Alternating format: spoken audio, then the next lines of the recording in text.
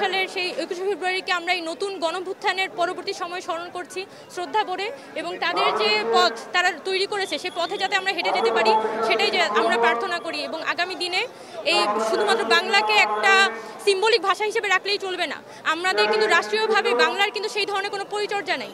আমরা আশা করব যে আমাদের সরকার আমাদের শিশু থেকে আমাদের শিক্ষাক্ষেত্রে, আমাদের কর্মক্ষেত্রে, সকল ক্ষেত্রে বাংলাটাকে যাতে ভালোভাবে ব্যবহার করা যায় সেক্ষেত্রে তারা গবেষণায় ইনভেস্টমেন্ট করবেন, তারা প্রত্যেকটা ক্ষেত্রে ইনভেস্টমেন্টটা করবেন যাতে আমাদের যারা শিশু থেকে বয়োজ্যেষ্ঠ সবাই যাতে নিজের ভাষাটাকে ঠিকমতো চর্চা করতে পারবেন, এবং রাষ্ট্রীয়ভাবে সেটা পৃষ্ঠপোষকতা থাকাটা জরুরি।